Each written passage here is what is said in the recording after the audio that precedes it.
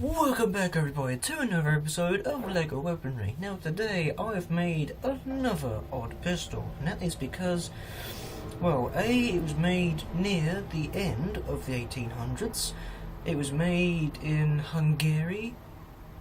Well, I think it was made in Austria, I'm not so sure. It's a Hungarian pistol. And it holds a 8mm cartridge, so it's quite small, but hey, it's a cartridge. Anyway, without further ado, here it is, the 1895 KRNKA semi-automatic pistol. Oh yes, it's a bit of a mouthful, but that's what I think it's called anyway. Either way, when I first heard about this pistol in Forgotten Weapons, I thought to myself, this is a strange weapon, so you know what? I've made it and thought on how it would be like to hold one of these. And, to be fair, it is quite odd in a way. It feels uneven because this part here, there's not much going on. There's nothing to rest on. Anyway, let's move on. Right, I am quite curious on the facts and the similarities of this particular pistol. So, let's have a look, shall we?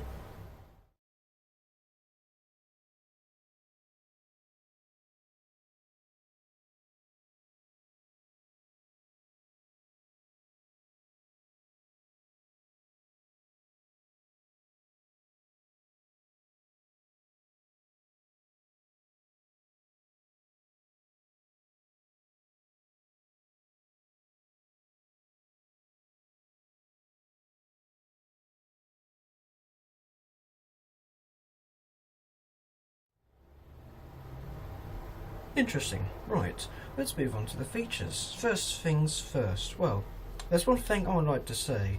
This pistol isn't magazine fed because apparently this was a prototype. They needed to figure out how to load this pistol, and the only way to load this pistol was with a stripper clip, and that goes through the breech here and all the way inside the pistol grip.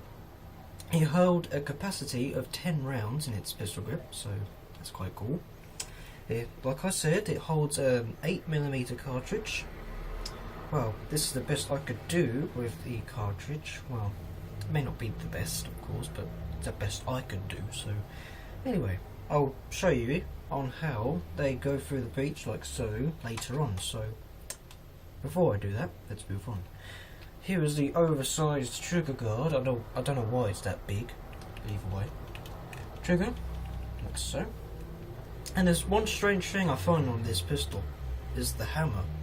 Now, I don't know how the hammer works. I think this releases the spring tension on the bolt here. It's like when it's fully cocked like this, you cock the hammer like so, pull it, oh, you pull the trigger, that releases, that slams onto place. I think that releases the spring tension and that lets go of the bolt and everything, so yeah, that's how I think it works. I thought at first that the pin was placed here, and I'm thinking, how does that work? I mean, the pin needs to be here because there's the barrel and everything. I mean, the hammer, it's quite a strange place to put it, but either way, let's move on. As you may see here, there's the barrel, of course. Rear sight, foresight, and the way it operates, like I've showed you, you pull that back and that goes forward apparently, and this what it looks like apparently when it's cocked and fully loaded. So yeah. Anyway, whilst this breech is open, we can show you on how these cartridges go inside. So let's have a look. Yeah, these cartridges, well, these parts, I find annoying because, well, they have the habit of standing up like this rather than like that, so yeah, either way, it's the best I could do with the cartridges. Well, fake ones, of course. So we see they're going inside and everything. And, yep. Well, unfortunately, I can only fit 8 inside, so yeah. Either way, you may think to yourself, how could you fit 8 if the pistol grip is that big? Well, the thing is, I don't have enough of those cartridge pieces just to make some, so yeah, I'd rather make 8. It's best off anyway. So yeah, like I said, it feels uneven to hold and everything, so yeah. Either way, hope you've enjoyed this episode. But that is all I have time for this episode, unfortunately. But don't forget, next time I'll be making another weapon. This time it's a very old SMG, which was made in the late 1900s, I think. And it was made by a good old famous person named KRNKA. Oh yes, he's a Russian dude who made the AK-47, which is still in use today, most probably. I think it's obvious. And, funny enough, I think that the AK-47 is the most reliable weapon you could ever think of, because no matter what let me just put it in words. No matter what condition it's in, you could still fire it, no matter what. It's pretty darn reliable, I'll give him that.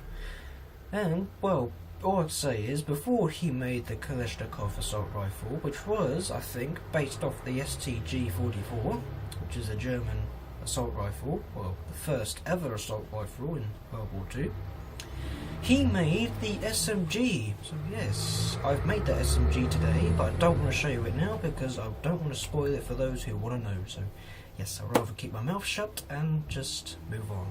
Right, yes, hope you've enjoyed this episode. Don't forget to leave a like or a comment down below on what you think of this video. It should really help me a lot as well, you know. I love to hear feedback and comments from you guys. I love to hear suggestions as well, you know. Give me things on what you want me to make, of course. Feel free, but if you really liked it, why not subscribe to my channel and keep the channel growing? It should really help me a lot as well, you know. Keep up to date with stuff. And, oh yes, check out the links in the description below. They are home pages to my Facebook, Instagram, Twitch, Twitter, Tumblr.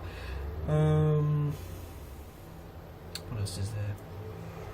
Facebook. Yeah, I don't use it as much.